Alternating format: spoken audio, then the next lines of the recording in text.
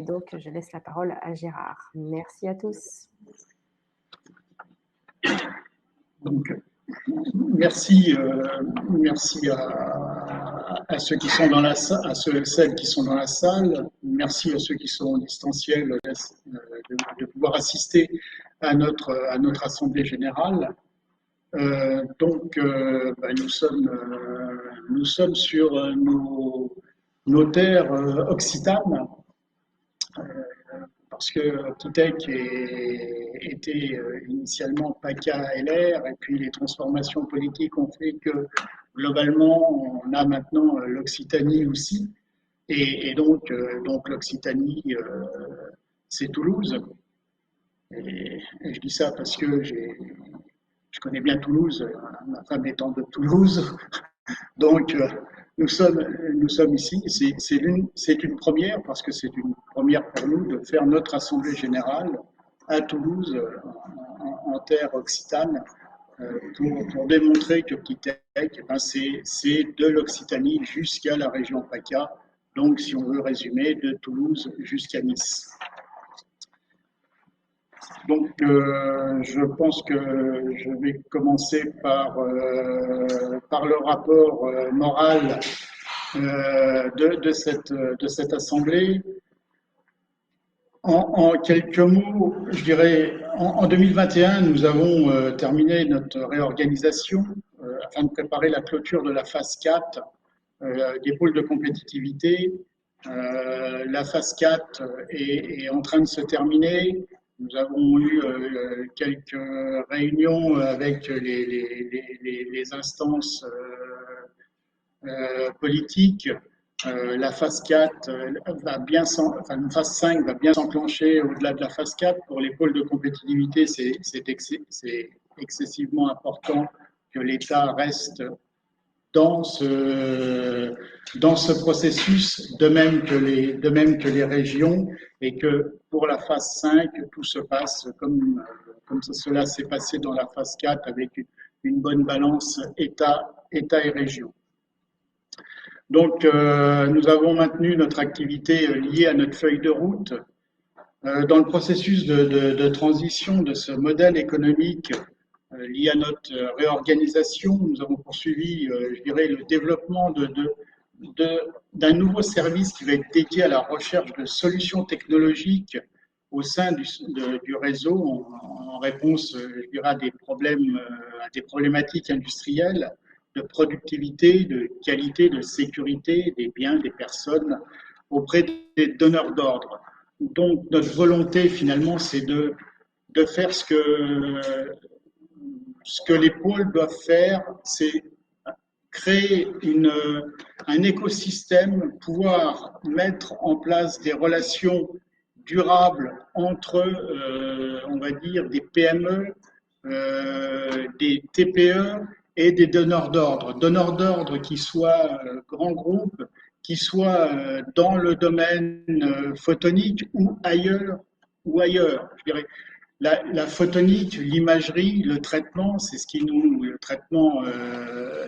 nous caractérise au niveau d'Optitech, et c'est de pouvoir créer ce lien entre notre écosystème, qui est un écosystème formé par un ensemble important de PME et de TPE, de pouvoir donner à notre écosystème des possibilités de créer de la valeur, de réindustrialiser aussi nos régions par les grands donneurs d'ordre qui ont des besoins. Et c'est cette équation besoin et compétences de notre écosystème de PME.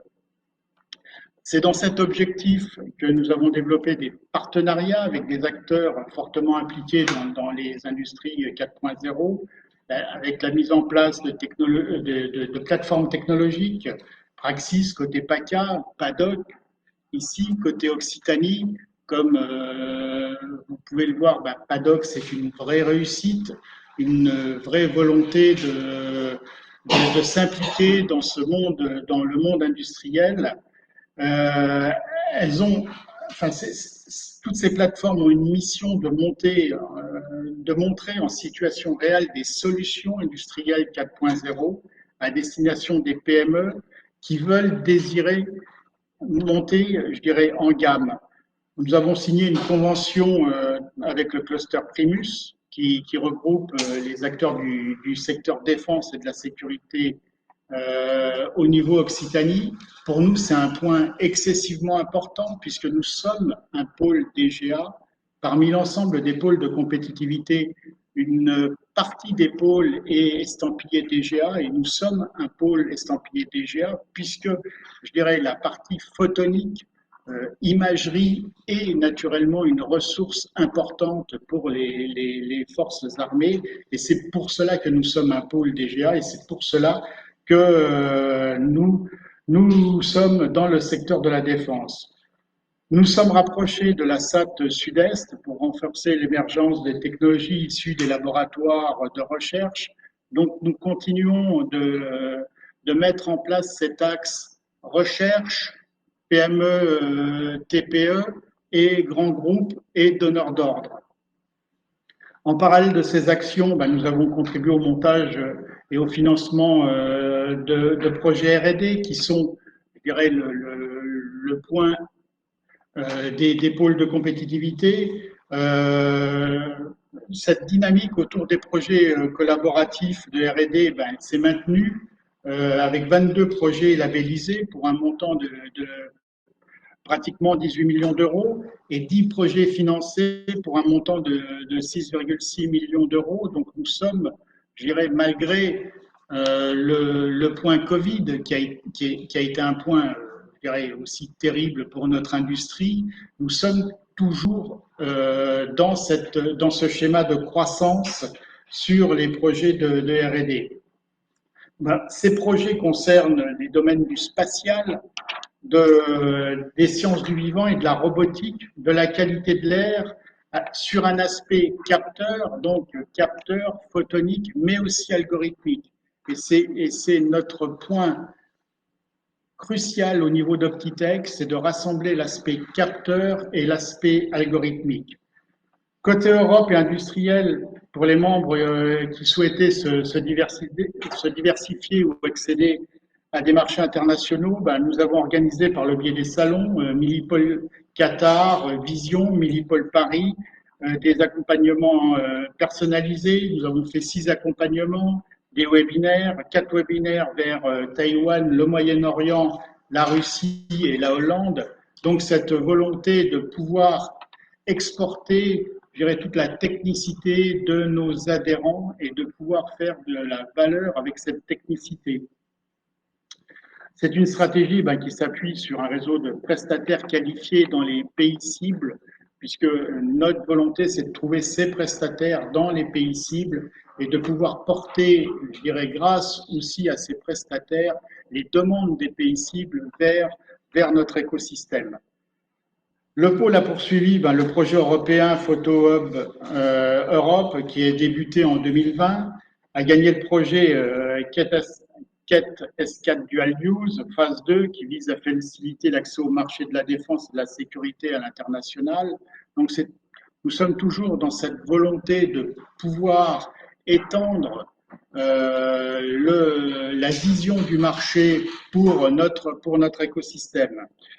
Nous avons accueilli la délégation de l'Association française des pôles de compétitivité afin de pouvoir renforcer les collaborations avec les clusters et aussi le réseau de la filière photonique à l'occasion des French Photonic Days. Le point, je dirais, l'Association française des pôles de compétitivité, nous en sommes membres. Nous sommes au CA et au bureau, donc nous avons une activité importante de relationnel aussi au niveau de l'ensemble des pôles de compétitivité au niveau du territoire. Après une année où les événements ont été limités, et on sait pourquoi, Covid, nous avons renforcé nos rencontres industrielles et technologiques afin d'accroître les opportunités business de ces membres. Nous avons fait 6 événements hors webinaire, une démonstration drone aérien marins et terrestres de grande envergure en région sud, Provence-Alpes-Côte d'Azur, a pu être menée à bien grâce à une collaboration exceptionnelle Interpol. Et c'est vraiment le point important, c'est de faire de l'Interpol aussi pour pouvoir étendre notre activité et faire en sorte que l'aspect photonique, algorithmique, puisse mettre au service des marchés aérospatiales, drones et autres. Une grande majorité de ces actions 2001 ont été réalisées par le biais d'un travail, comme je le dis, en commun avec les pôles filières nationaux, sécurité, agroalimentaire, automobile, maritime. Alors, quand on voit que l'agroalimentaire a aussi une demande vis-à-vis de l'imagerie, de la photonique et du traitement pour pouvoir détecter, identifier des causes, je dirais, de problématiques au niveau des récoltes, par exemple, c'est un point important, c'est de pouvoir donner à notre écosystème cette vision sur des marchés qui sont souvent des marchés qu'on n'a pas l'habitude d'aller chercher.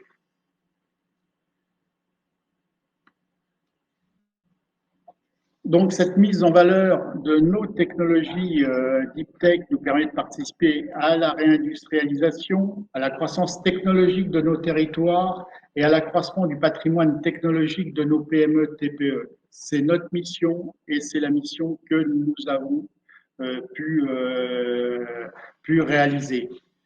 Cela, naturellement, met en valeur le positionnement d'Optitech en tant que pôle technologique photonique et numérique en support des filières industrielles. Donc, ce fléchage pôle technologique vers les filières industrielles est un fléchage de plus en plus important pour notre politique de croissance. En conclusion, et afin, je dirais, d'amorcer cette nouvelle feuille de route dans le cadre de la phase 5 des pôles de compétitivité qui, a priori, devrait débuter en janvier 2023. Je dirais, ce glissement vers janvier 2023 est lié au calendrier politique. Nous sommes donc positionnés sur deux sujets clés, la réindustrialisation liée à l'innovation et la sécurité des biens et des personnes. Ce positionnement nous permet maintenant d'animer et de développer notre écosystème technologique avec un modèle économique pérenne en adéquation avec l'évolution des pôles de compétitivité souhaités par l'ensemble de nos financeurs politiques, de nos financeurs publics et de nos politiques. Je vous remercie de votre attention.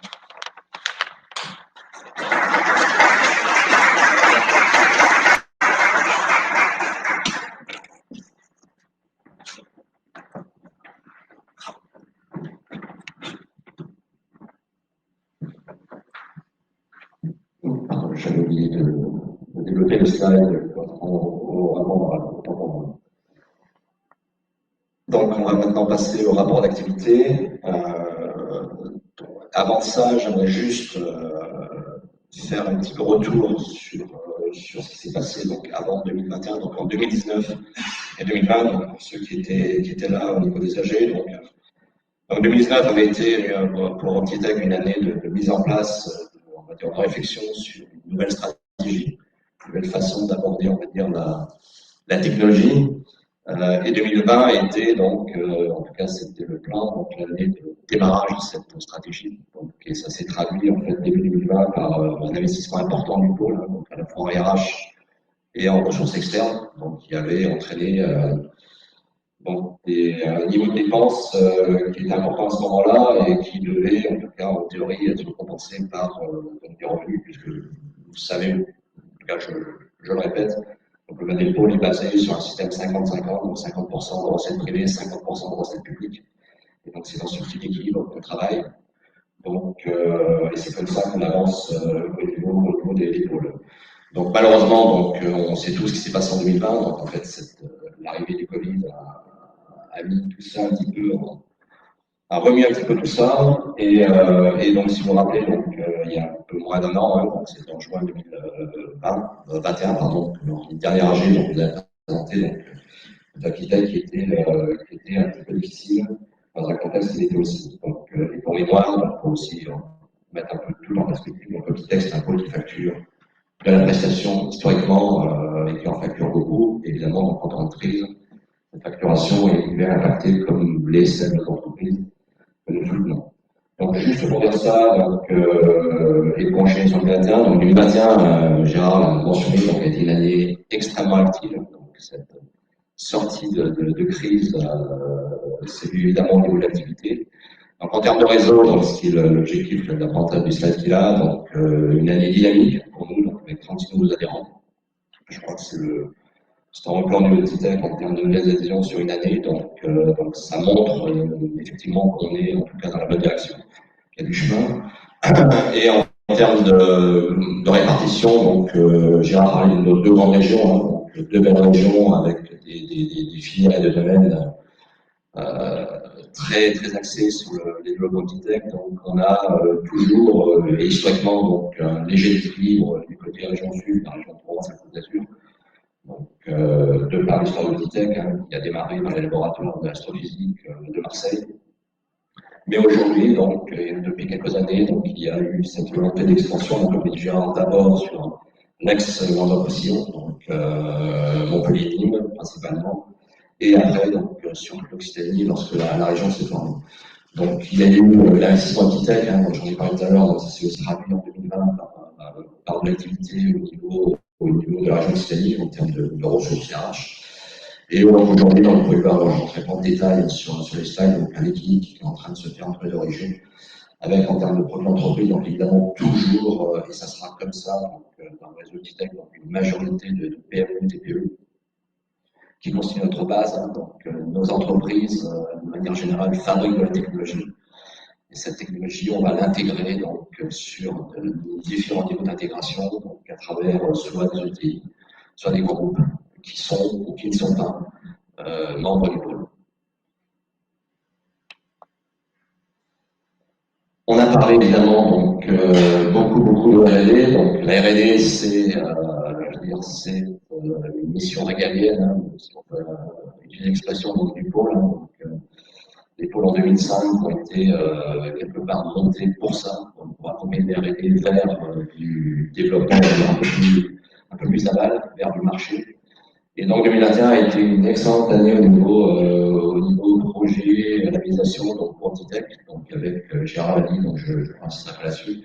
Ce qu'il faut souligner, c'est en fait le taux de financement des projets, hein, donc, entre la réalisation, donc c'est un processus assez complexe dans Titech, hein, qui est lourd, mais qui est nécessaire. Ça nous permet, au-delà de valoriser le projet, de mettre, en tout cas d'en tirer sa quintessence en termes de valeur ajoutée. Donc ça nous permet aussi, côté Titech, d'aller chercher de la formation, de la technologie et d'utiliser à terme, si possible. Donc sur des marchés qu'on va aussi aller chercher en haut de ces projets-là. Donc ça, c'est une évolution qu'on est en train de mettre en place. Donc, Gérard l'a mentionné, mais je reste dessus.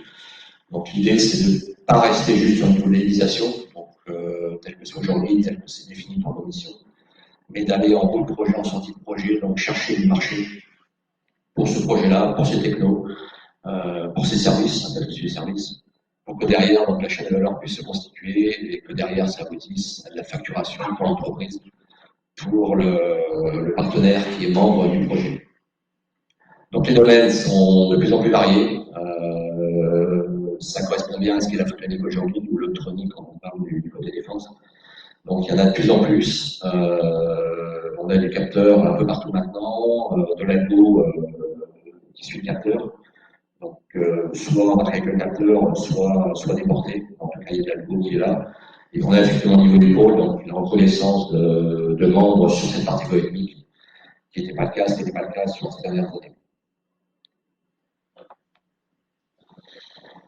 L'autre point important, donc au-delà de la R&D, hein, c'est ce que nous on appelle dans le programme d'accélération, cette volonté d'amener donc de la technologie vers du marché. Donc je ne développerai pas on en a déjà beaucoup parlé sur nos échanges précédents. Donc, encore une fois, le principe est très simple. Donc, le pôle Ogitech va chercher un besoin, donc qui soit industriel, qui soit lié à des besoins de sécurité, donc de biens ou de personnes.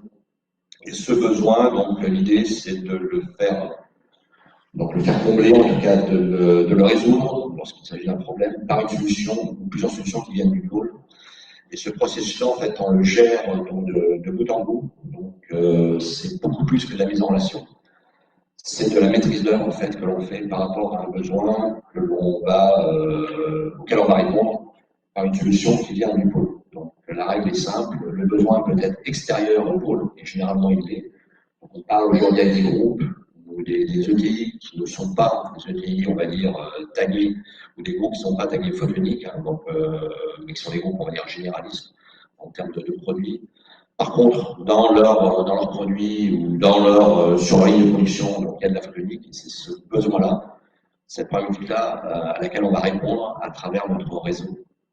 Et derrière donc, ce processus, il y a donc, on parlait de modèle économique, donc il y a un système de financement du pôle qui est mis en place lorsque le processus arrive à un niveau on va dire, de validation suffisamment avancé pour pouvoir dire, à partir de ce moment-là, donc il n'y a plus de verrou techno, il n'y a plus que de l'industrialisation à faire. Donc, si évidemment, on va aller tout au bout de la solution.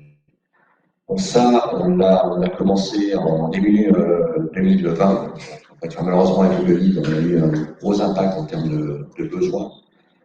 Ça a bien redémarré fin 2020 et sur 2021. Et aujourd'hui, donc, on n'est pas encore en régime de croisière. On est en train de résoudre, de solutionner, où on a résolu donc, un certain nombre de cas dans les domaines que Gérard citait tout à l'heure.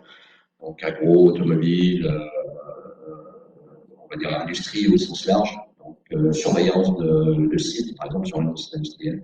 Donc c'est des choses sur lesquelles on est très très impliqué, de plus en plus impliqué. Donc avec aujourd'hui donc une méthode, un processus, on va dire qui est sous contrôle, donc une façon de faire que le pôle arrive à maîtriser avec ses moyens, puisque la limite évidemment va être là, donc la ressource du pôle versus le besoin qui est en face. En tout cas, donc, tout ça a été fait, donc ça demandait énormément d'énergie. Donc il y a quelques mois, ça demande un peu moins d'énergie parce qu'en fait, avec la répétition des cas, on retombe en fait sur des cas similaires ou très similaires, donc on peut traiter, ou en tout cas on peut potentiellement solutionner de manière assez rapide. Donc une partie du modèle éco qui est très très importante pour nous, donc aussi une façon d'ouvrir. Donc le monde de Ogitech, le monde de la photonique à l'extérieur, hein, qui est évidemment une grosse difficulté, en fait, qui a toujours été pour le coup une grosse difficulté. On est en train de résoudre aussi ce problème-là, et avec derrière donc, un retour économique qui est indispensable dans l'évolution du financement des pôles. Hein, donc Gérard parle de la phase 5.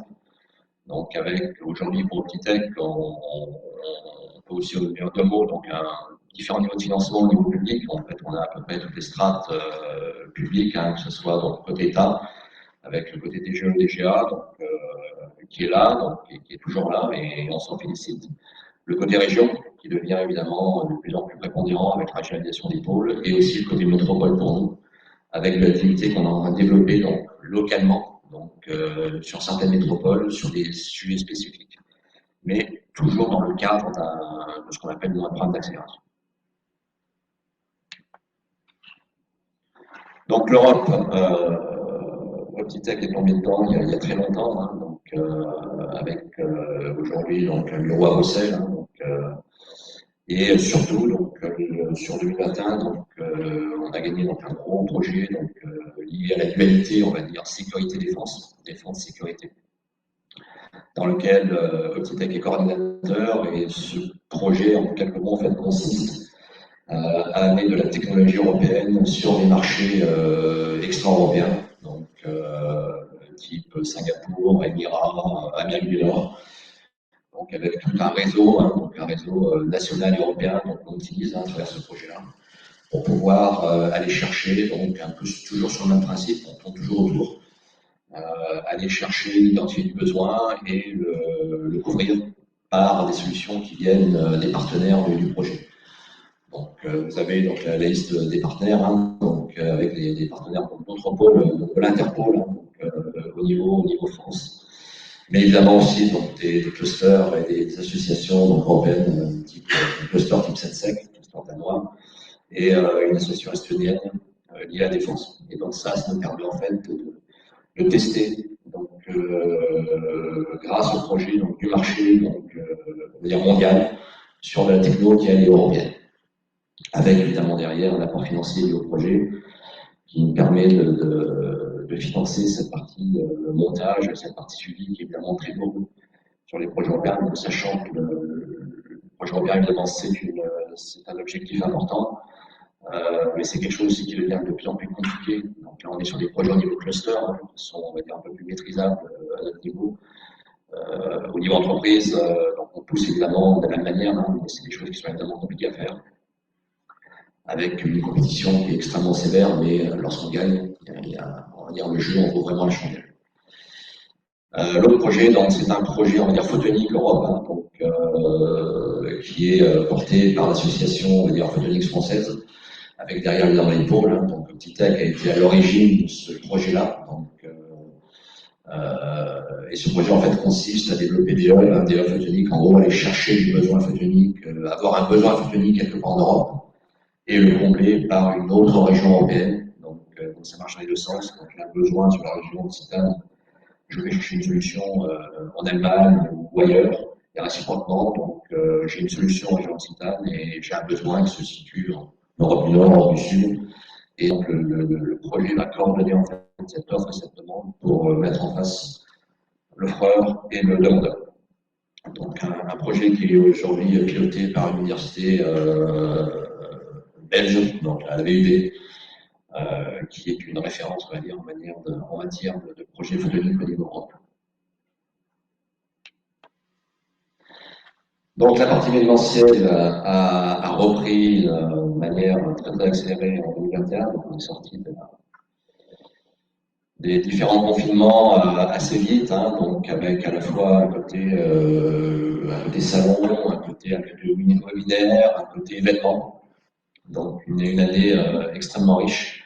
Donc, vous avez la liste ici, donc avec toujours on va dire leitmotiv qu'on retrouve, hein, donc la volonté évidemment de pousser le réseau hein, vers des solutions, vers plus d'informations, vers plus d'opportunités. Et donc là c'est un peu du bottom-up, et de l'autre côté, donc en top-down, on essaye de montrer donc, des problématiques, des demandes, du besoin qui vient d'ailleurs, donc pour pouvoir faire du lien entre le réseau et le besoin qui est quelque part au niveau national, au niveau européen et également au niveau mondial. Donc toute cette dynamique-là a pu reprendre en 2021. Et ça a amené, donc je ne citerai pas tout, mais on est aujourd'hui donc au sein de la MFJA, que je remercie d'ailleurs qui nous accueille sur cette journée. Et donc ça nous a amené à mettre en place le projet PADOC, hein, donc, qui est une liée à l'industrie future, donc, qui bénéficie donc du site ici en termes de compétences en micromécanique. Et sur ces compétences en micromécanique, donc, on va venir greffer donc, une couche digitale liée à l'industrie future qui permettra, donc, en tout cas, cet objectif du projet, donc, de monter un petit peu en gamme les entreprises du secteur vis-à-vis de leurs donneurs d'ordre. Hein. On est dans le milieu de l'aéro avec des gros donneurs d'ordre et donc un niveau d'équipementier extrêmement puissant. L'idée, donc, à travers ce projet hein, qui va donc s'abriter donc, dans les murs de la FGA, donc dans les lieux qu'on fréquente tout à l'heure au niveau du déjeuner, donc qui va abriter donc une usine école, ce qu'on appelle une usine école, qui permettra en fait de montrer en situation réelle ce qu'est une usine, on va dire 4.0, ici dans le domaine micromécanique, mais ailleurs dans le domaine de l'agro, dans le domaine de la pharma ou dans d'autres domaines industriels. Donc pour nous, pour Optitech, donc une porte d'entrée intéressante, extrêmement importante pour accéder à d'autres filières avec ce côté digital que l'on porte. Donc aujourd'hui, Optitech est quasiment 100% digital, hein, donc le capteur est digital, hein, donc le traitement est évidemment digital. Donc ça nous permet, nous, par rapport à nos solutions technologiques, hein, de venir se greffer sur des secteurs avec une greffe qui marche bien, qui prend bien et qui n'est pas forcément évidente il y a quelques années.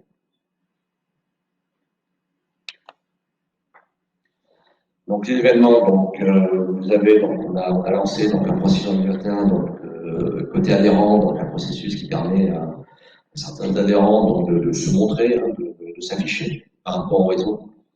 Donc on a monté je crois, une quinzaine, grosse dizaine de webinaires, hein, donc liés à nos adhérents, donc qui ont rencontré beaucoup de succès. Donc c'est quelque chose qu'on avait mis un petit peu en stand-by en 2021 donc, par rapport à l'activité du moment, mais qu'on est en train de relancer. Donc, une campagne qui est en train de se mettre en place en 2022, donc avec la même approche, donc, en fait, faire pitcher les adhérents devant le réseau, évidemment de manière virtuelle, avec derrière donc, l'objectif de faire cette mise en relation pour qu'il y ait un moment ou un autre, si évidemment ça marche un peu, donc, de l'activité entre nos adhérents. Donc, vous voyez, les adhérents qui ont participé, on dit à la première session. Et donc, comme je disais, donc, on est en train de mettre en place la session 2022. Donc, en termes d'événements, donc, on n'a pas des webinaires, donc, on va dire que ça, ce sont des webinaires qui sont liés à des thématiques. Donc, on a généralement des thématiques marché. Donc, on a été voir, en tout cas, on a fait participer l'écosystème de Taïwan à travers ces webinaires, donc comprendre, en gros, une entreprise puisse comprendre quelles étaient, en tout cas, sur une première approche, hein, donc une démarche vis-à-vis de ces pays-là, donc le marché taïwanais, personnel, je le connais très bien, mais c'est des marchés qui sont compliqués, les marchés asiatiques sont des marchés compliqués. Donc l'objectif de ces webinaires, c'est de montrer un petit peu l'environnement, montrer un petit peu ce qui est facile et ce qui est moins, donc pour que l'entreprise du pôle puisse, en tout état de cause, en toute connaissance de cause, pouvoir adresser, donc c'est le souhait, ce type de marché.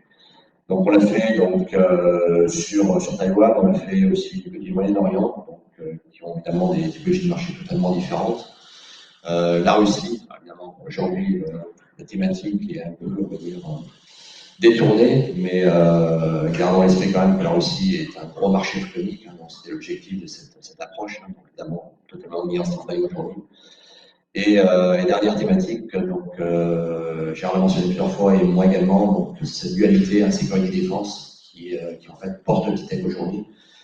Donc j'en toucherai le mot tout à l'heure, mais il y a vraiment une action forte au niveau du pôle, de la même manière qu'on le fait dans l'industrie, pour aller porter une technologie dans le domaine de la sécurité, c'est-à-dire des biens et des personnes, et les deux, lorsque c'est nécessaire, sachant que entre un contrôle qualité, industrie et on va dire un suivi ou un suivi de site industriel, on est en fait sur des technologies très proches. Ce qui va changer entre les deux thématiques, en général, c'est le vecteur de la technologie. Donc, on va être statique dans une usine et on va être dynamique sur un site industriel. Et ça, ce côté vecteur, aujourd'hui, on travaille de manière, on va dire, assez poussée avec nos pôles confrères, hein, donc, qu'ils soient occitans ou en région Provence-Alpes-Côte d'Azur, pour pouvoir avoir derrière une offre globale, donc, incluant la technologie, donc la photonique, et un vecteur, qui peut être un drone, un ballon, un satellite, pour pouvoir coupler les deux et obtenir donc une information utilisable par le demandeur.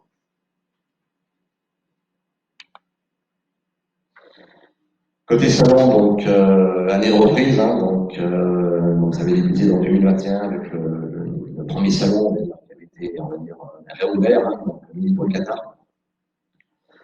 Donc après, donc on avait enchaîné fin d'année donc sur on va dire le salon de cœur, hein, pour Titec et Sans Vision, donc sur Pulgard, donc là on parle du matin. Donc, on est évidemment positionné sur la session 2022, hein, donc avec là, on va dire la dualité, hein, donc j'ai mentionné donc une grosse partie algorithmique sur le salon, donc une fois historiquement portée par l'aspect capteur, hein, donc la partie vision, la partie majeure, et aujourd'hui quand on regarde sur un salon comme ça, en fait, on a pratiquement la moitié des exposants qui sont liés à la partie algorithmique, la partie traitement. Donc on voit bien que la chaîne de valeur elle est cohérente, donc elle est en train d'être portée de manière visible, hein, donc il a fallu se battre, que Gérard ait porté le sujet pendant pas mal d'années, à la fois au sein du Tech, à l'extérieur du Tech, pour vraiment couper la partie algorithmique à la partie purement capteur. Et aujourd'hui, on voit effectivement que le besoin est là, positionné sur les deux. Le positionnement est équitable. Donc, il est extrêmement rare au niveau des applicatifs. On est un capteur déconnecté de son algo et c'est vraiment un algo déconnecté de son capteur. Il faut vraiment avoir la compétence sur les deux domaines. Et ça, aujourd'hui, Optitech est très très bien placé pour le faire. Donc, au niveau régional, donc, on a participé au salon de Sienne l'année dernière, donc, évidemment, on participe aussi cette année. Donc, ça, c'est aussi très lié au projet Madoc. Donc, avec un salon industriel au niveau régional, il n'y a pas tant que ça, donc, on en profite. Et bien sûr, sur ce côté défense-sécurité, donc Minipol Paris, donc fin dernière, donc avec cette activité qu'on va maintenir, mais on va maintenir en collaboration, donc parce qu'on est sur un sujet dual, hein, la technologie et les filières. Et la montée de Optitech, c'est vraiment de porter ces sujets, on va dire, on a de l'applicatif qui est ordonné à Optitech, donc en collaboration avec d'autres structures.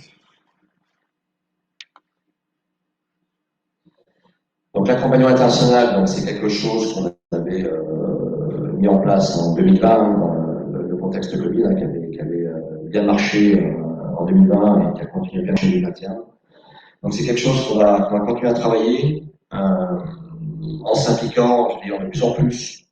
Quand je dis vous, c'est vraiment Optitech sur l'aspect contact, on va dire local, sur les zones, hein, donc des zones qu'on commence à bien connaître, hein, les Émirats, on va parler de Singapour, on parle de l'Amérique du Nord, donc plutôt Canada. On ne touche pas pour l'instant au marché purement américain. Donc, et des zones évidemment côté Asie, en Asie du Sud-Est, hein, donc la Chine bien sûr. Donc, et donc l'action, donc au-delà de, on va dire, d'aller chercher localement de la compétence sous forme de prestataires hein, qui connaissent bien leur écosystème, ou qui connaissent bien donc les technologies liées à l'écosystème. Donc c'est vraiment d'acquérir en fait cette compétence petit à petit.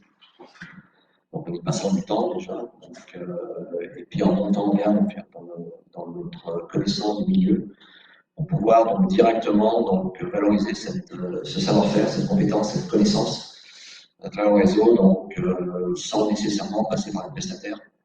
Donc, et ça encore une fois dans l'optique, alors déjà de créer une valeur ajoutée purement liée au pôle, évidemment donc avec un effet direct sur le valeur économique qui nous permettra de facturer la prestation avec forte valeur ajoutée. En tout cas si c'est accepté par le réseau et ça l'a été donc, sur cette première phase, première approche en 2020-2021. Donc on a un peu d'espoir que l'évolution de l'accompagnement donc sera évidemment aussi donc validé par le réseau. Donc ça c'est quelque chose sur lequel on reviendra. Donc on fera sur l'année 2022 donc, des webinaires pour faire une mise à jour sur cibler les gens au niveau des cibles, hein, donc et commencer à préparer le sujet, parce que c'est le sujet qu'on va préparer en avance. L'idée c'est pas d'aller sur une zone juste pour découvrir, hein, donc ça on l'a déjà fait, c'est d'aller sur une zone préparée avec des cibles, prospects, clients, être sûr que quand on amène une entreprise avec nous, donc il y a derrière donc, quelque chose de concret, en tout cas avec un potentiel de concrétiser donc une vente, donc un modèle économique vraiment pérenne pour l'entreprise.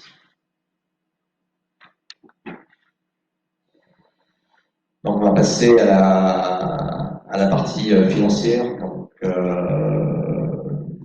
je vais déjà donc rentrer au niveau des chiffres. Hein, donc, et après je laisserai la parole à Mme Cazola, donc notre commissaire aux comptes.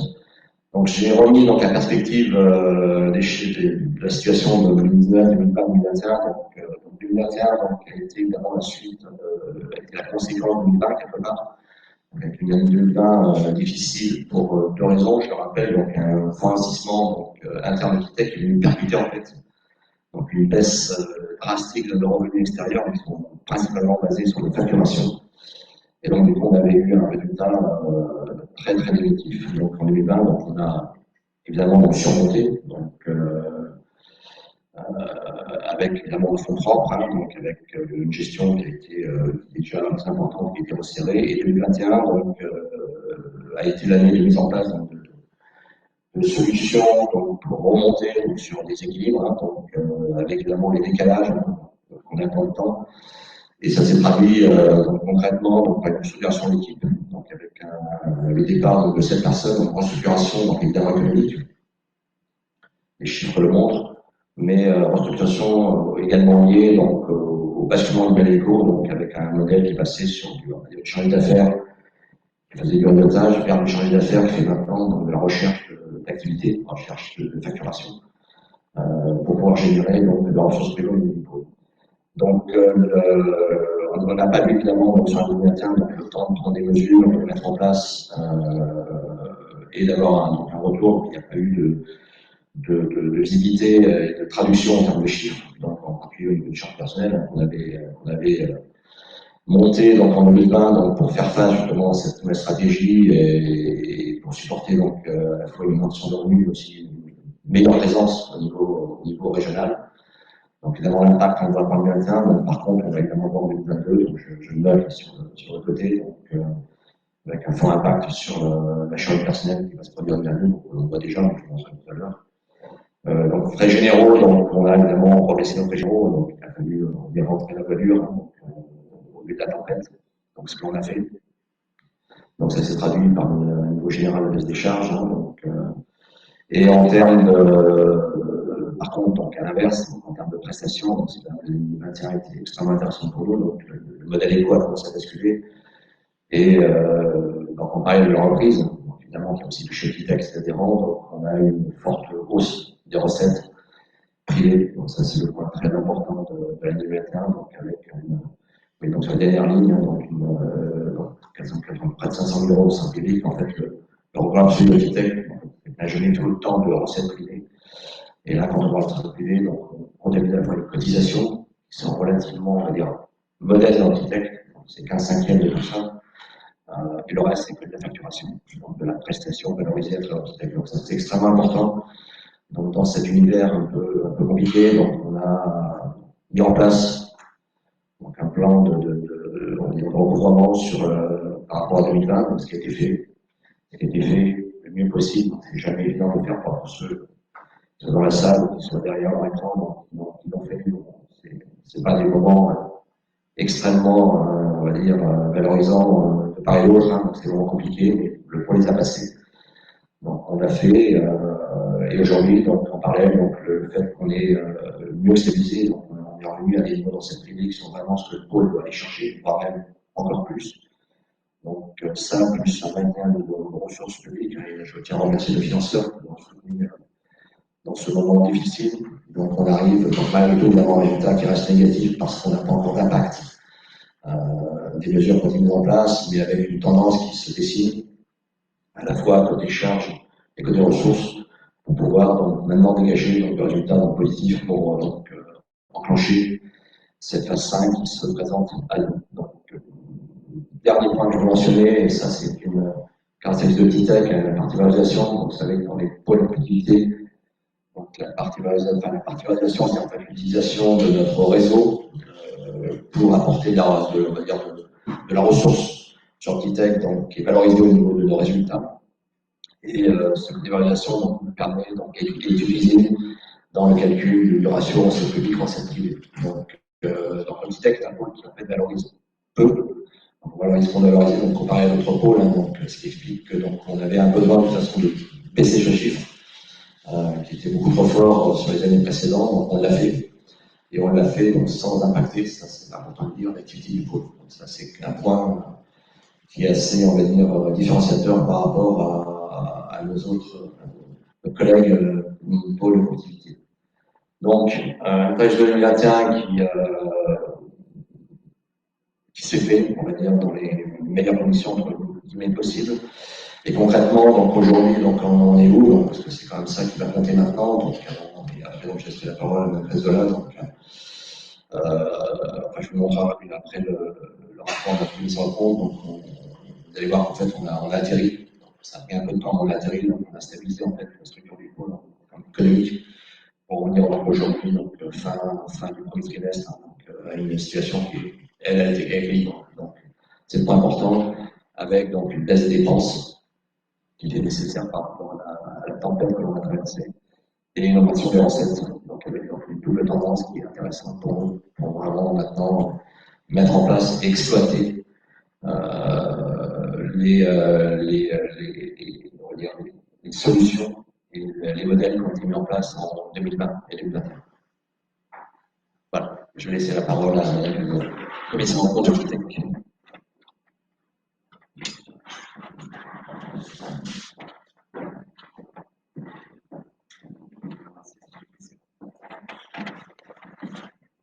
Je vais me mettre à hauteur. Bonjour à tous, donc je suis le commissaire aux comptes d'Optitech, déjà depuis quelques années, ce qui me permet de suivre l'évolution de cette structure. Donc comme je dis toutes les années, vous avez un problème au niveau de l'association, c'est que justement c'est une structure associative à qui on demande maintenant de faire du commercial et d'engranger vraiment des produits maintenant. Donc c'est toute l'évolution qu'il y a à l'heure actuelle depuis au moins 3-4 ans qui se porte vers les projets et ces projets qui doivent amener des ressources. Vous avez vu dans le tableau précédent qu'il y a un désengagement flagrant de l'État au niveau des subventions. Donc cette année, elles ont complètement stagné, voire un petit peu, même réduit encore cette année, baissé. Il faut aller chercher ces ressources-là et donc c'est tous les projets qui sont mis en place. Année 2020, pour mettre les projets en place, il y a des efforts qui avaient été faits au niveau de la RH, ce que vous a expliqué Marc. Malheureusement, avec le Covid qui est passé par là, la structure n'a pas pu être maintenue comme ça. 2021, il a fallu réagir extrêmement vite, ce qui a été fait. Donc, la structure est passée d'un certain nombre de 14 personnes à quasiment la moitié, sans impacter, et ça il faut le souligner, non plus la recherche des projets. Cependant, cette recherche des projets, elle impacte aussi le bilan de cette année, dans le sens où il faut montrer d'abord ce dont vous êtes capable de faire, avant de pouvoir vraiment engranger votre savoir-faire. C'est-à-dire, des projets sont montés par Marc et ses équipes, vont aller rechercher des solutions à des besoins, mais avant de pouvoir les vendre, il faut vraiment montrer que le partenariat fonctionne bien avec les intervenants extérieurs. Ce qui en fait ne permet pas de vendre un projet à l'avance, mais de le vendre vraiment in fine. Ce qui explique qu'au niveau trésorerie, on est vraiment impacté. Par contre, au niveau chiffre d'affaires, on engrange en comptabilité des choses les travaux qui ont été faits sur 2021, mais qui seront réglés en 2022. Ce qui s'appelle des factures à établir, notamment, et ce qui fait l'objet d'une observation dans mon rapport pour tout au moins une, puisque les autres ont été signées, engrangées en 2022. Il en reste une d'un montant de 41 000 € qui, aujourd'hui, n'est pas encore signée, non, mais qui doit normalement, doit se terminer en 2022. Donc, ce petit aléa, quand même, je suis obligée de vous le signaler aussi au niveau de l'annexe et l'impact de chiffre d'affaires pour 41 000 €. Pour le reste, les dépenses, donc l'économie des dépenses qui ont été faites sur 2021 ne seront vues qu'en 2022. Lorsqu'on réduit comme ça une masse salariale, en fait, l'économie, vous la verrez réellement en 2022. Ce qui est le but de revenir tout au moins à l'équilibre, voire avec un bénéfice pour l'année 2022. En ce qui me concerne, donc pour les comptes 2021, ils sont approuvés sans réserve, juste avec la petite observation que je vous faisais sur la facture à établir. Sinon, nous travaillons régulièrement toute l'année. Marc me tient au courant des évolutions, de ce qui est fait, donc de tous les événements qu'il y a pu avoir. Et donc, je souhaite encore de très belles années Optitech dans le développement de ces projets qui peuvent apporter vraiment sur le plan local, le plan français et le plan international. Donc, c'est vraiment, comme je me plais à vous dire chaque année, il faut vraiment soutenir votre association. Elle a une utilité pour vous, mais aussi au niveau international et local. Donc, continuez à soutenir, continuez à présenter aussi vos entreprises et ce qu'elles peuvent faire au niveau des besoins que Marc va chercher par ailleurs sur les marchés économiques. Voilà.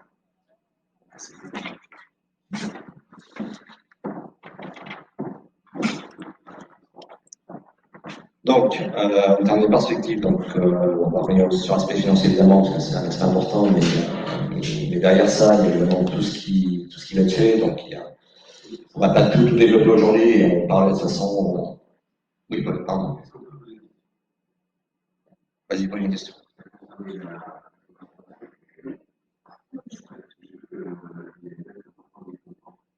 Ouais.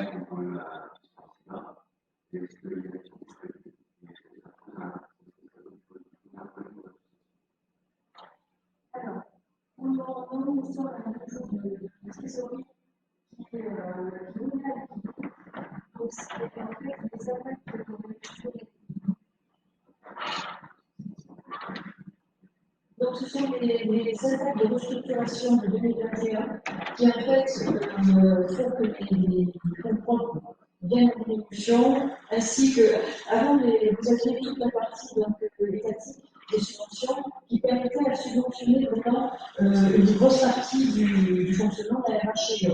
En dehors des projets particuliers, des subventions particulières pour les projets. Là, aujourd'hui, l'État se désengageant, il faut présenter un budget de 100% pour n'avoir que 50% de dépenses de fonctionnement, ce qui impacte automatiquement le bilan de l'État.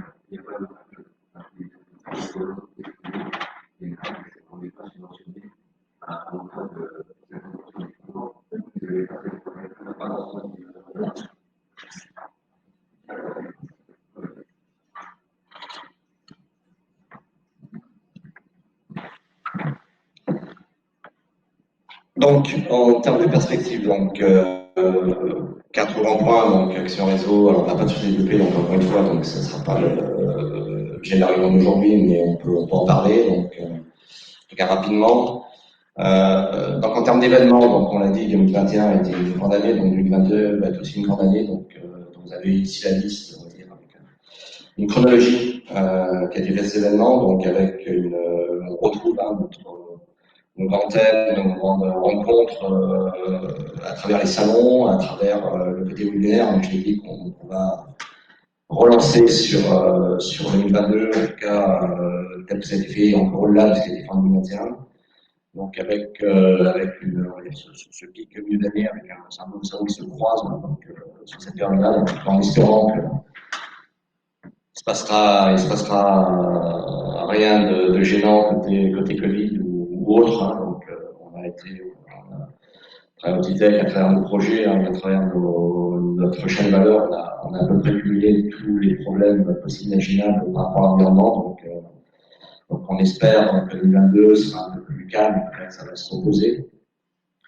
Et donc, voilà, donc, mois après mois, on va voir, donc on viendra vous solliciter évidemment sur ces événements, sur ces actions, pour d'abord nous en faire bénéficier et puis voir donc rentrer dans cette approche un peu plus, on va dire, de plus en plus collaborative avec vous pour pouvoir bénéficier aussi de votre savoir-faire et réciproquement donc vous amener en retour quelque chose à travers le pôle.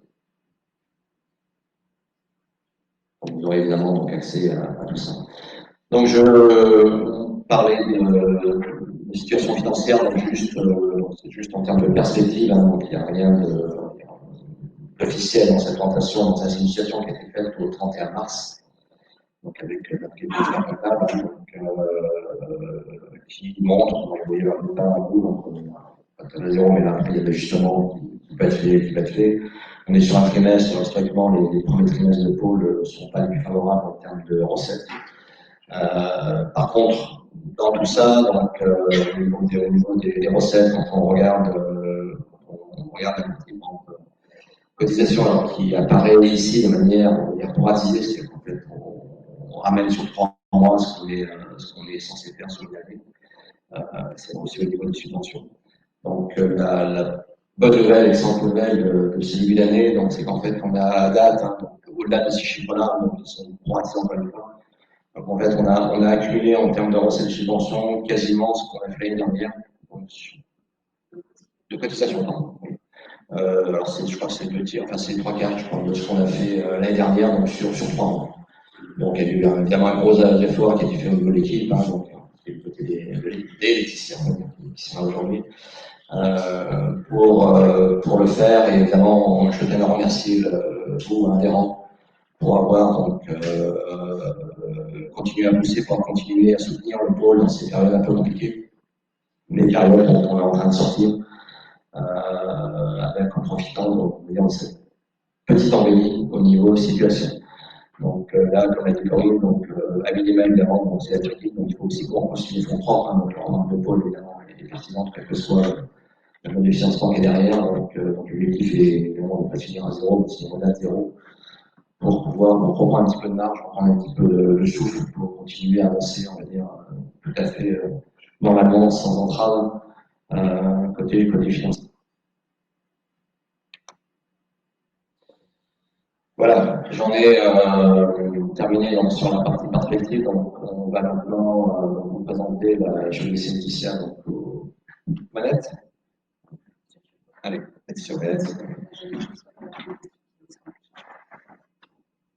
Donc on va passer à la partie donc élection du CA. Alors, c'est pas encore les votes. Les votes, ça sera à la fin. Donc là, c'est surtout la présentation des différentes candidatures au niveau. Donc là, pour l'instant, on est sur le collège industriel. Donc on a donc bien sûr des candidats sortants. Hein, donc vous avez les noms qui sont mentionnés dans la présentation. Et des renouvellements. Donc pour certains, ce sont juste des renouvellements de mandature. Pour d'autres structures, il y a des changements de nom. Mais la structure reste la même. Hein. Donc entre autres, par exemple, pour Exavision, donc M. Eric Nassimben, qui du coup nous a fait le plaisir d'être présent et qui voilà, sort de notre conseil d'administration et qui par contre est remplacé donc, par M. Martin, donc toujours de la même structure Exavision. Au niveau du groupe Bertin, nous avons également donc, notre trésorier, M. Jean Roch, qui normalement est connecté à distance, qui sort de la structure, qui sort de notre conseil d'administration, donc au niveau de sa mandature, et qui passe le relais à M. Philippe Godefroy, qui du coup effectivement représentera donc, le groupe Bertin au sein de notre conseil d'administration. Pareil pour Thales Alenia Space, donc M. Hervé Bénard, qui laisse sa place à M. Thierry Viard. Donc ce sont juste des changements de nom, mais au niveau des structures, on garde le même nombre de structures et les mêmes structures. Donc ça, c'est le collège industriel. On passe au collège académique.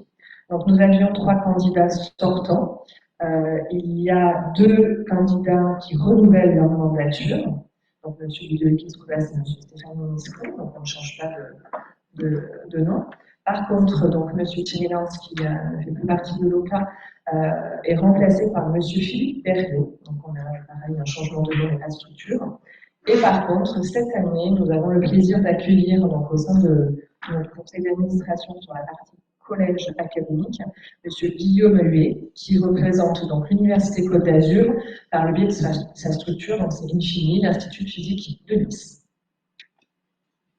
Donc voilà, vous avez en quelques lignes la présentation de sa candidature. Donc M. Guillaume Huet, donc, qui est directeur de recherche au Sénat depuis 2017 et donc directeur de l'Infini.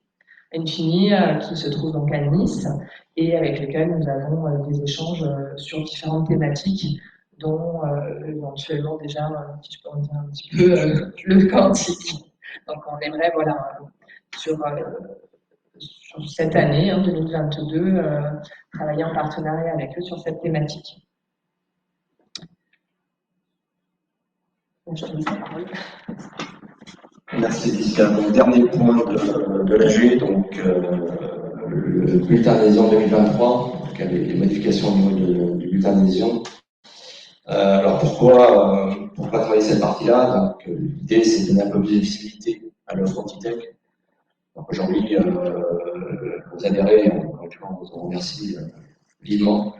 Donc il n'y a pas plus de détails que ça au niveau de l'adhésion. Donc évidemment, on se parle, on se connaît généralement, mais on va vous voir, vous voulez nous voir.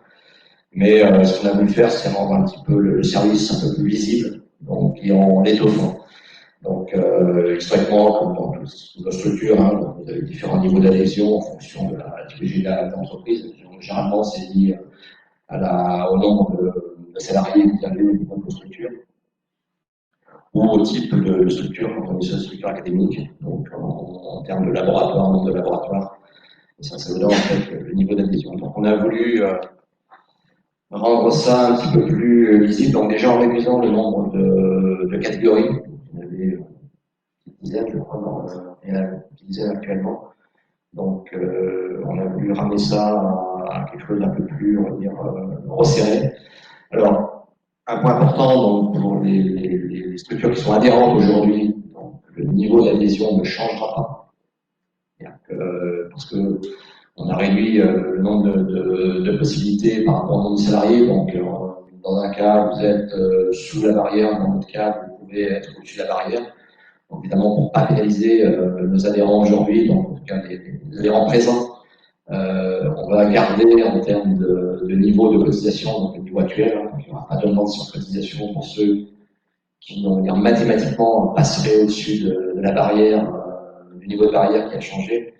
Par contre, ce qu'on va rajouter, c'est un niveau de service qui pourra évoluer à partir d'une cotisation de base. Hein, donc, vous êtes une PME avec ce niveau de cotisation, en tout cas sur le compte des nouveaux adhérents, je le précise encore une fois. Donc, vous aurez effectivement face de votre adhésion dans ce type de prestation. Donc, on va passer en plus de temps avec vous. C'est un peu l'idée aussi de ça. Donc, on a commencé à travailler avec certains d'entre vous. Donc, ce qu'on appelle de l'immersion au sein de vos structures. Donc, on vient passer une journée, voire 2 journées, donc, dans vos structures et pour comprendre mieux. On se connaît déjà évidemment un petit peu, mais là, l'idée, c'est vraiment de se connaître mieux pour que, à la limite, à l'extrême, le petit tech, quelque part, puisse prendre le rôle, modestement, bien sûr, hein, soit du côté un peu technique, technologique, soit du côté commercial de vos structures. Donc, pour pouvoir, derrière, toujours pour les mêmes raisons, donc, porter vos produits, vos services vers les donneurs d'ordre, que nous, on va les chercher indépendamment, et ça, je tiens à le souligner, je ne l'ai peut-être pas dit tout à l'heure, de votre propre marché. Donc, le petit tech n'intervient pas, si vous êtes déjà sur le marché, on ne va pas évidemment rajouter une couche qui ne servira à rien, qui, au contraire, pourra même causer peut-être des dommages à vos discussions actuelles. Donc, ce type d'échange, ce type d'immersion, donc on va débuter en 2023, en tout cas sur l'ensemble du réseau, pour derrière, donc, évidemment, vous créer, à vous, adhérents, donc, soyez entreprise ou académique, donc créer donc, des débouchés, d'une manière ou d'une autre, que ce soit à travers un projet ou à travers du produit, et donc du marché. Donc vous avez le droit, donc, en tant que PME, à ce niveau de service. Hein, donc on va aussi introduire des notions d'études. Donc, le petit tel fournira à travers la cotisation, par rapport au niveau de cotisation. Donc, des études, on va dire, génériques, il y a de la planning, il y a des marchés. Donc, qui pourront être éventuellement exploités par vos propres structures. De manière, on va dire, générique. Après, si on va aller plus loin, donc, on le fera en B2B. Donc, sur des spécificités d'études, soit vos technologies, soit vos marchés. En tout cas, donc l'idée, c'est d'afficher un niveau de service un peu plus visible et évidemment, si vous êtes intéressé par plus, donc vous avez accès moyennement le niveau de cotisation supérieur, évidemment, donc à plus de services. Donc en allant potentiellement jusqu'à ce qui est aujourd'hui adressé au niveau des groupes, des grands groupes, du petit tech, pardon, donc par rapport à une cotisation évidemment qui est plus élevée que celui du PM. Donc ça, ça correspond à la fois à leur côté financier, on a, pour tout vous dire, on a évidemment fait quelques simulations par rapport à notre structure actuelle, donc ça n'a pas un gros impact, un léger impact positif sur le niveau de cotisation. Encore une fois, je l'ai dit tout à l'heure, le business model de Tech n'est pas basé sur la cotisation, c'est comme ça, c'est l'histoire du pôle. Donc, contrairement à beaucoup de pôles, hein, donc essentiellement en mutuel, les cotisations, le petit texte, ce n'est pas le cas. Donc ce changement-là n'est pas fait pour gagner en masse cotisation. Ce changement-là est fait pour gagner donc, en service, en niveau de service par rapport à vous, adhérents. et de venir donc piocher en e-service, soit par pointualisation de base, soit par une pointualisation premium, qui vous donnera droit donc, à ce type d'activité. Voilà, donc encore une fois, donc, pas de changement de motorisation pour les membres actuels, donc ça s'appliquera en 2023 par rapport aux nouveaux membres qui rentreront donc, à partir de 2023. Voilà, je crois avoir fini avec la partie AG, donc je vais redonner le micro à Laetitia. Merci Marc. Donc effectivement, pour les membres votants, donc les adhérents d'Optitech, vous avez dû recevoir des consignes pour les votes via un lien, parce que du coup les votes sont interactifs pour permettre à ceux qui sont en distanciel de pouvoir voter également.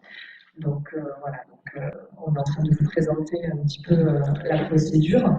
Vous avez dû recevoir, alors dans un premier temps, pour ceux qui sont en présentiel, vous avez dû recevoir des codes Wi-Fi pour vous permettre d'accéder en tout cas à Internet, enfin, pour pouvoir après voter en ligne. Donc ça, c'était des codes pour la NSGA au cas où vous ne captiez pas dans l'amphithéâtre. Et donc, dans un deuxième temps, de la part de notre prestataire, justement, Actel Match, vous avez dû recevoir des codes pour voter. Donc, ce sont des codes qui sont confidentiels et personnels pour pouvoir vous permettre de voter aujourd'hui sur l'ensemble de ce qui vous a été présenté. Donc, que ça soit au niveau du rapport moral présenté par M. Berger, notre président, que ça soit au niveau du rapport d'activité, du rapport financier, des membres du conseil d'administration pour les deux collèges, le collège académique et industriel, et également pour le bulletin d'adhésion. Donc vous avez, on va dire, quelques minutes pour ceux qui n'ont pas encore fait le temps de voter, que ce soit en présentiel et en distanciel, donc pour l'ensemble de ce qui vous a été présenté. Oui, alors Laetitia, je vais peut-être, merci beaucoup, je vais apporter quelques petits compléments d'information, mais effectivement, donc que vous soyez à distance ou sur place, c'est le même process pour vous. Ce qu'il va falloir faire, c'est reprendre l'email qui vous a été transmis. Alors, ça vient de ma boîte mail pour le coup. C'est un mail qui a été envoyé hier à 14h48, si jamais vous peinez à le retrouver, puisque c'est parfois un peu compliqué avec les mails. Donc, dans ce mail-là, vous avez un lien qui est votre lien personnel de vote. Et quand vous cliquez dessus, vous allez être envoyé directement vers l'ensemble des résolutions. Alors, pour des questions techniques, toutes les résolutions doivent être votées l'une après l'autre et ensuite, vous pourrez clôturer votre vote. Et là, nous, de notre côté, on va voir les résultats s'incrémenter. Donc voilà, c'est important que vous passiez en revue les 6 résolutions, donc systématiquement pour, contre et abstention. Donc ça, je pense que vous êtes bien au fait de ces points-là. On vous laisse 5 minutes. On a considéré que c'était a priori suffisant pour procéder au vote, mais bien évidemment, si vous rencontrez une difficulté, n'hésitez pas à nous le dire dans le chat pour ceux qui sont à distance. Pour ceux qui sont sur place, je pense que Laetitia pourra nous transmettre l'information. On peut vous renvoyer le lien si besoin. Aujourd'hui, là pour l'instant, je regarde pendant ce temps-là parce que je suis aussi connectée à l'outil de vote, juste pour dire que pour l'instant, voilà, la participation est à 79%. Et donc, 23 votants sur 29 ont voté pour l'instant. Donc, on va laisser un petit peu le temps passer. Encore une fois, n'hésitez pas à nous faire signe si vous rencontrez une difficulté. Et ensuite, Maxence va récupérer les résultats de vos votes et les compiler pour que vous puissiez voir les résolutions voilà, pour voir le résultat. Donc, ça va prendre quelques minutes. Ce qu'on voulait vous proposer, c'est de mettre à contribution ce temps de consolidation pour peut-être répondre à vos questions, qu'elles soient dans la salle virtuelle ou dans votre amphithéâtre. Oui, merci Marine. Pardon, merci Marine. Si vous avez des questions, effectivement, pour ceux qui sont à distance, via le chat. Petite précision, bien sûr, ce que je disais tout à l'heure, comme pour les codes qui vous ont été adressés, ce sont des codes qui sont personnels, et vos réponses sont bien sûr confidentielles, il n'y a pas de souci. C'est vrai que, comme disait Marine, donc là, elle centralise toutes vos réponses pour pouvoir nous permettre après, en temps quasi réel, de vous faire la restitution de vos votes, mais bien sûr, ce sont des votes qui sont anonymes. Donc voilà, n'hésitez pas sur ce temps de latence de poser des questions. D'accord. Alors, Marine, j'ai effectivement une personne qui n'a pas reçu de message, c'est Monsieur Georges Zidis. Et vous non plus. Ok. Alors ce qui serait pas mal, si Laetitia, vous pouvez peut-être me l'écrire dans le chat, m'écrire les noms des personnes, comme ça je peux plus facilement retrouver de qui il s'agit. Je vous renvoie le lien tout de suite.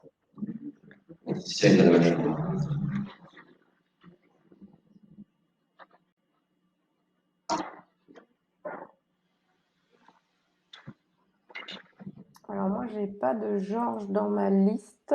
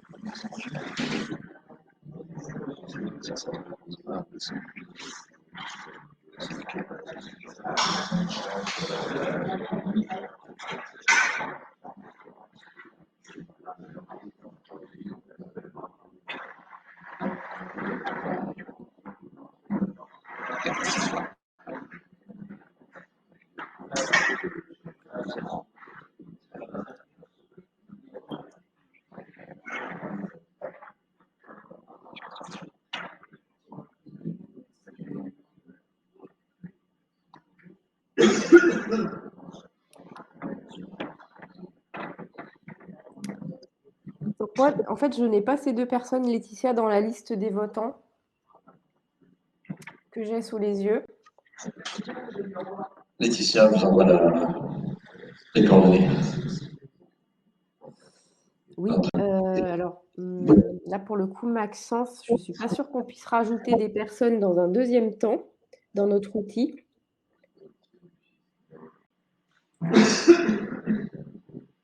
Ok, donc on peut rajouter des personnes. Maxence me le confirme dans le chat.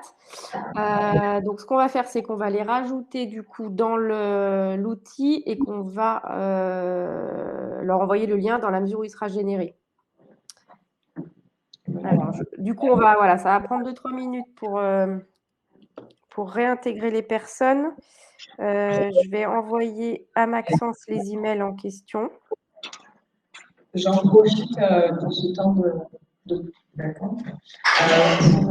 Alors, normalement, on avait demandé à M. Emmanuel Cordier donc de venir 2 petites secondes présenter la MFGA. Donc, on remercie de nous accueillir aujourd'hui en présentiel, donc la maison de formation Jacqueline Auriol. Voilà. Qui pouvait éventuellement vous dire quelques mots, en tout cas pour ceux qui étaient à distance, sur ce qu'est la maison de Jacqueline, maison de formation Jacqueline Auriol. Mais bon, pour ceux qui ont la chance d'être présents avec nous aujourd'hui, il sera avec nous au cocktail déjeunatoire, donc n'hésitez pas à lui poser des questions. Malheureusement, pour ceux qui sont à distance, on a la possibilité aujourd'hui de pouvoir accéder à la partie usine-école. Donc, il faut savoir que Optitech, comme le disait Marc tout à l'heure, est membre du consortium PADOC, donc au niveau de la partie Occitanie, donc PADOC qui représente un certain nombre de structures membres de ce consortium. Et donc, effectivement, la maison de formation Jacqueline Auriol avec toute la partie usine-école et donc toutes les machines qui pourraient pourquoi pas vous intéresser. Donc, n'hésitez pas à nous en faire part. Et pour ceux qui ont la chance d'être présents aujourd'hui avec nous, donc, vous avez la possibilité de tourner dans ces différents ateliers. Toute la réunion d'aujourd'hui, donc l'Assemblée générale, vous aurez un compte rendu, bien sûr, et la récapitulative de toute la présentation.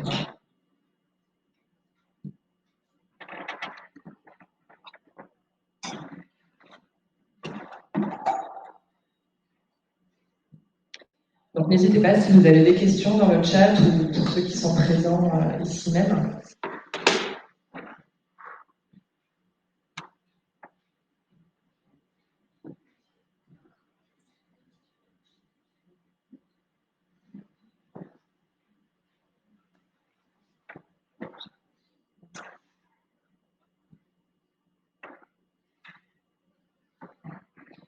Je profite également de ce temps pour rappeler que, donc, après le cocktail de gélatoire, nous avons le lancement de notre roadshow.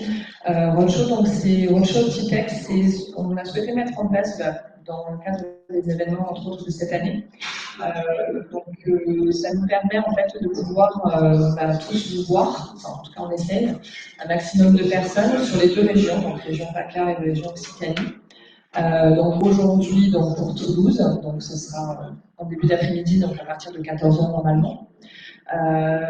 Donc c'est, si vous voulez, un petit tour de toutes les entreprises ou adhérents en tout cas, peu importe leur type de structure qui sont au pôle, de nous permettre voilà, de se rencontrer, d'échanger, de vous présenter nos services. Donc aujourd'hui, on démarre avec Toulouse. On enchaîne donc début juin avec Marseille. Ensuite, on revient côté Occitanie avec Montpellier et on clôturera avec Nice. Donc, vous pouvez retrouver toutes ces informations sur notre site internet, donc avec les différentes dates, les différents lieux. Donc, n'hésitez pas à nous faire part de votre intérêt. Donc, voilà, un roadshow qui sera animé par Marc Ricci et Christophe Campbell-Ginesté. Donc, tout à l'heure, en début d'après-midi à 14h pour la partie Toulouse. Et donc, pour les autres dates et les autres sites, je crois que de mémoire, la dernière date sur Nice, c'est en septembre, après les vacances.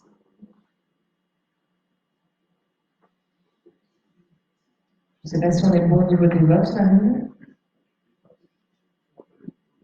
Vous avez joué? Oui, je suis là. En fait, je suis en train de récupérer les liens pour les personnes qui n'étaient pas dans la liste. Donc, Georges va avoir reçu, je pense que son lien et François, je suis en train de l'envoyer. Donc, on va leur laisser le temps. On va y arriver. On va y arriver. C'est assez rapide une fois que vous avez le lien. Voilà, donc je vous ai envoyé à chacun un mail. Vous verrez, il n'y a pas beaucoup de fioritures. Je suis partie sur quelque chose d'efficace pour le coup, pour que ça aille le plus vite possible. Alors Maxence, qui lui a la vue sur le vote, va nous dire quand les personnes auront voté. Est-ce que les personnes sont toutes les deux dans la salle physique d'ailleurs? Ok, super. Bah, du coup, voilà, vous allez pouvoir nous dire à quel moment ils ont terminé. Je renouvelle nos remerciements au nom de toute l'équipe à Optibek pour toutes les personnes qui sont présentes à la fois en présentiel et à la fois en distanciel pour le maintien de cette assemblée générale, ce qui nous était important effectivement également d'avoir le quorum pour démarrer cette assemblée générale. Donc quorum que nous avons bien évidemment.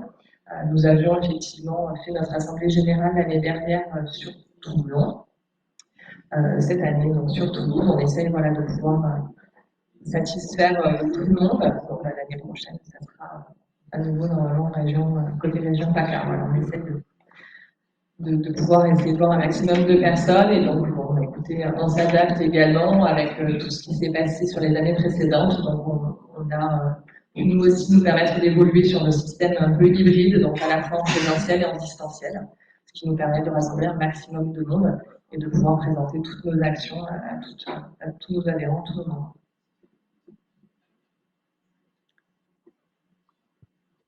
Je pense que l'une des deux personnes a pu compléter son vote. On attend peut-être la deuxième personne. Je ne sais pas, c'est peut-être François qui a reçu son lien un peu après. Georges. Ça arrive, ça arrive. La technologie a quelques limites.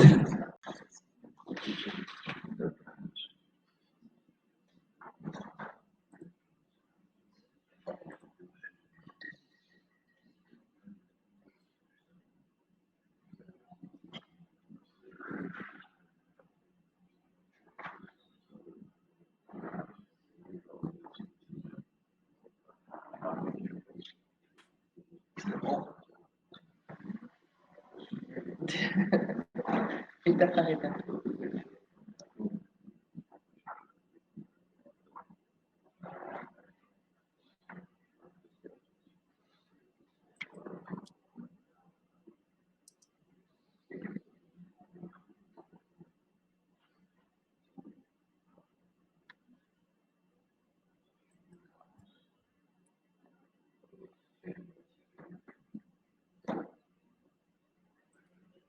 Donc moi, j'ai toujours 24 votants. Donc le vote de François, à mon sens, n'est pas encore intégré. C'est bon. Voilà, super. Donc en fait, Maxence va faire directement un partage d'écran. On voulait vous construire un petit... mais ce sera plus rapide de vous partager directement les résultats depuis l'outil. Donc dès que Maxence, t'es prêt. Alors d'abord, on va clôturer le vote. Hein. Donc il y a quand même cette étape-là. Mais bon, ça va être assez rapide normalement pour...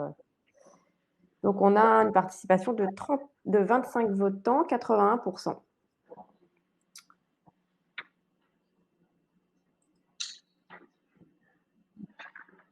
Donc, Maxence, c'est quand tu veux pour clôturer le vote. Et dès que c'est fait, on t'invite à partager ton écran.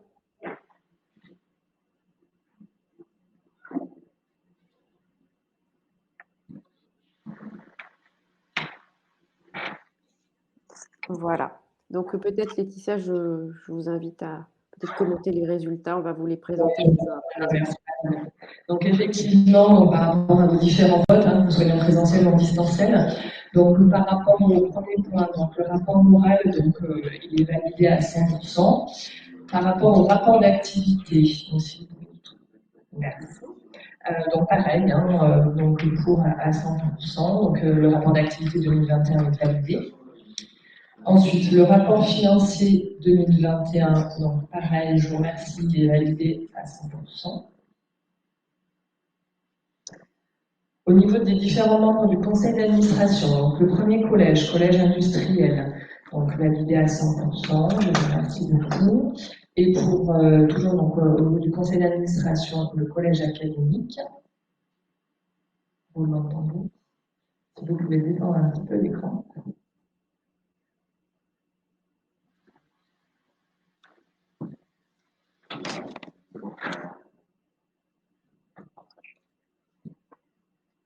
Donc pareil, validé à 100%, je vous remercie. Et le dernier, donc le formulaire d'adhésion 2023, donc avec donc la présentation des nouvelles conditions tarifaires pour les futurs nouveaux adhérents. Donc pareil, je vous remercie, donc validé à 100%. Donc l'ensemble des éléments qui vous ont été présentés donc, pour 2021 et pour le formulaire d'adhésion 2023, donc tous étaient validés à 100%, je vous remercie beaucoup. Merci. Je te prends la parole. C'est Gérard conclure la session. Écoutez, encore merci pour votre soutien. On en a besoin. Donc, même si effectivement on est maintenant de l'autre bout du tunnel, mais il faut continuer à avancer. Donc, démontrer que tout ce qui a été fait a été fait avec une raison qui nous paraît évidemment à nous évidente, mais il faut aussi qu'elle apparaisse évidente de votre côté. Donc, en tout cas, on prend le chemin, donc on continuera à être à côté de vous. On a besoin de vous.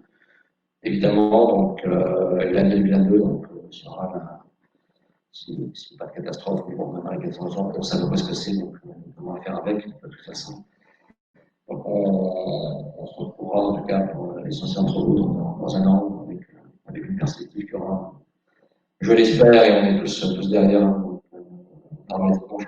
agréablement changé. Donc voilà, merci à vous, je laisse la parole à Gérard pour quelques mots. Tout d'abord, merci pour votre soutien. Merci à tous les adhérents d'être ici, d'être en distanciel et de nous soutenir. Comme l'a dit Marc, ces périodes ont été compliquées pour nous et pour d'autres pôles. Nous, on tenait aussi à remercier pour leur soutien, je dirais, la partie DGA, donc l'AID, le ministère des Armées, le préfet de la région PACA et de la région Occitanie, la région Sud, naturellement, la région Occitanie, Aix-Marseille-Provence, Montpellier Métropole, Nîmes Métropole, Toulon, Provence Méditerranée et la communauté d'agglomération Sophia Antipolis qui nous soutiennent. Et leur soutien est important parce que il faut continuer, il faut nous réindustrialiser. La compétition internationale est rude et la compétition internationale est rude pour les grands groupes, mais elle devient aussi très rude, et elle est obligatoirement très rude pour les ETI et PME. Et notre rôle, c'est de pouvoir, je dirais, participer au renforcement de nos PME et de nos TPE. Comme le disait Marc, on est un pôle de PME et de TPE parce que la photonique, l'algorithmie est portée, ces deux activités sont portées par des PME et des TPE, et nous avons ce rôle de les soutenir financièrement, en leur trouvant des projets, en leur trouvant des débouchés et en leur trouvant une possibilité d'accroître leur activité. Donc, merci à tous et à toutes.